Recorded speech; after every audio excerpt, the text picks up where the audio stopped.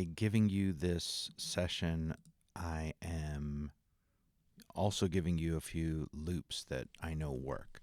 So they are all taken from different songs, and this is how we're going to start. Just by learning how to use loops that will sync to our session tempo. So we're going to start by inserting Kontakt stereo. Instead of using libraries, we're going to head over to Files, get to your desktop, and look for the session called Sampling Intro. If you open that up, you should see a folder called Samples. This has been done for you. You will do this on your own in the future. Go ahead and drag drums 1 over. Go ahead and drag snell snaps over, turning off auto playback. And go ahead and bring bass Lou Reed over. And heck, let's have some fun and bring Rick James' Mary Jane Alive over. Okay, so we're going to need to make a new track. I will probably do this ahead of time for you for Look at You. Okay, so we learned when we use multiple instruments in Kontakt that we need to assign the MIDI channel as well as the output from Kontakt into the input of the track that we want to hear it on. So if you look at these instruments, these are instruments. We have 4 samples, aka instruments, in Kontakt. They have output and MIDI channel. It has done half the work for us in terms of assuming that if you're going to use multiple instruments, you probably want them on sequential MIDI channels, and that's true. So we're going to go ahead and just change the output so that those essentially align with the MIDI channel. So this is how I typically do things. I keep things in order. So 1, 1, 2, 2, 3, 3, 4, 4. It would be very difficult to keep things organized if 4 came after 1 before 2. I'm going to go ahead and start routing the MIDI channels for each of these samples. So 2, 1, the host track is always 1, hosting Kontakt. 2, 3, 4. Don't need to do anything on the host track. It is taking output 1, but we do need to go to plug in Kontakt 2, in Kontakt 3, no input, Kontakt 4. Okay, so I have labeled here, well, not all labeled. This is a 1 measure loop, this is a 1 measure loop, this is a 2 measure loop, and this is just a couple words. So these are going to take different needs and different notes. Couple things about how we use a sample-based instrument. So I'm going to open up this wrench, and I can play. If you don't see your keyboard, you can come up here, click on keyboard, and this really just lets us kind of work through some things, test them out. I also have a keyboard next to me. If I put my track into record ready, I can just hit my keyboard. Middle C. Middle C will play that sample as recorded, meaning at the same tempo, at the same pitch.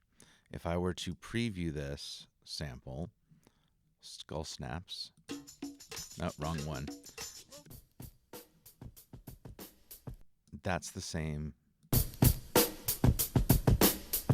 as playing it on middle C, C3. If I go down from C3, it plays it at a lower pitch and a slower tempo.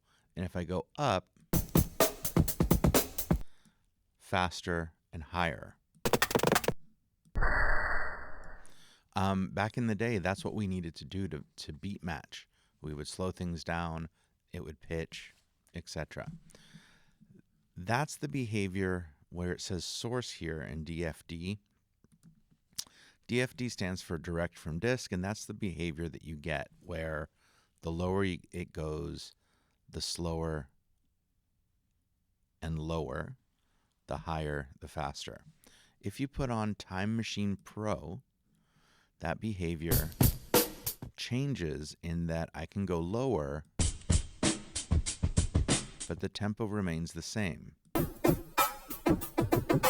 right, that's going up like over an octave, so you're getting that weird kind of metallic sound.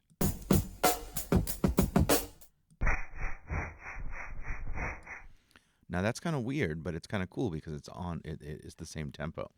Okay, we're not going to do either of those, so we're going to leave that at DFD. If I click on the mapping editor, you see where the sample covers on your keyboard. So as I demonstrated, you could go all the way down to C-1 or up to C, well, beyond that. Beyond it being usable. You can come over and narrow this so it only covers what you want to use or what you think you want to use. You could also click on this and move the root note so that it's triggered on C4. And that's because you can drag in separate samples across the keyboard, but more on that later. So I'm just going to leave this centered on C3 and not talk about the mapping editor anymore. I'm going to go ahead and put in the one measure loop or the one measure note on C3 because we know that that drum beat is one measure long. I'm going to just go ahead, Option, click, and drag this down. This should not be look at you. That should be bass. And this one I'm going to drag out to be 2 measures because we know that the bass sample is a 2 measure loop. So muting these for the moment.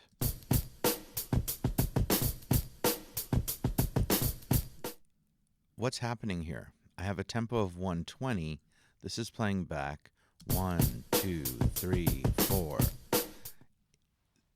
Beat 4 is not finishing. In fact, it barely started. So when I land on 4, it's really just 3 beats. So I have to land on 5. So, I could play around and say, okay, I'm just going to change the tempo here and see if I can get the whole thing to loop properly. Okay, so there, I'm going to go even slower to make that more obvious. Oops, 85. All that extra, it means that this is too slow. So is it 93? No. Is it 95? This is not, we don't want to do this. It's a waste of time. It's pretty close to 95. But I want it to be 90. That's the vibe that I'm feeling. So what we do is we come into Kontakt. We click on the sample that we want to modify. We click on Wave Editor, where we can actually see the waves. You can chop your samples. We'll get into that as well. We're going to click on this tab called Sync and Slice, because all our goal is to make this sample that apparently plays at roughly 95 BPM. We want it to match our session tempo of 90. And because we're going to be using different samples, they all need to do that. So we're going to click on this button that says Use Time Machine Pro. And what that does is it sense, look, it's 95.53. It did some analysis. It's one measure at basically 95.5. We're going to make it play back at 90. All right, if I change my tempo to 120, perfect loop. If I change it to 80, but I want it at 90. All right. So basically, this is very loud. These two things are not on beat together. We're going to go into Skull Snaps, Wave Editor, Sync and Slice, Time Machine Pro.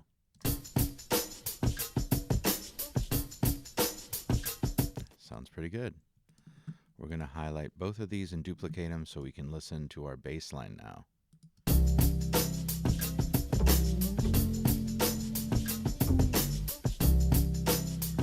Again, didn't finish. This is not at 90 BPM. Come into Kontakt, close up Skull Snaps, go to Bass Lou Reed, Wave Editor, Sync and Slice, Time Machine Pro.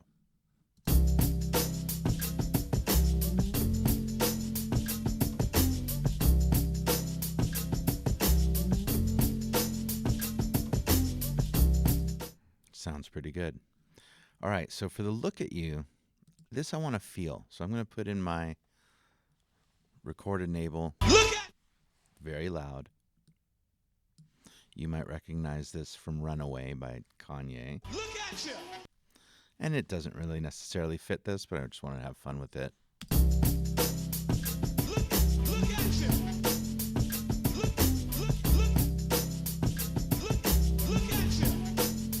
Okay, so what I'm able to do when I'm playing the keyboard is really, instead of drawing in, like, do I want to hear the whole thing? Do I want to hear part of it? And in this instance, it's just how long is the note and how long of the sample is it going to play. So I'm just going to put this into record ready. Hit.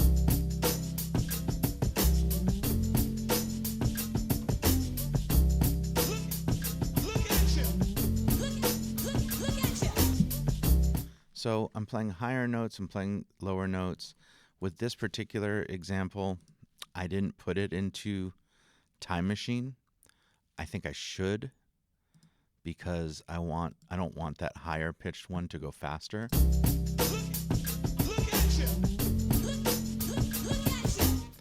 And I would go in, if I were really trying to fix this.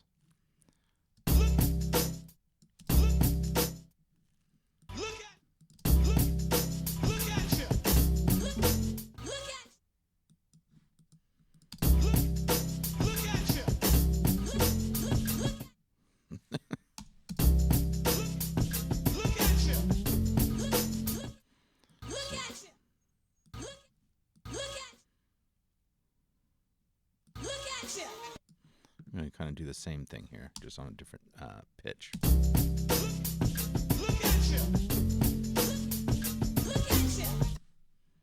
All right.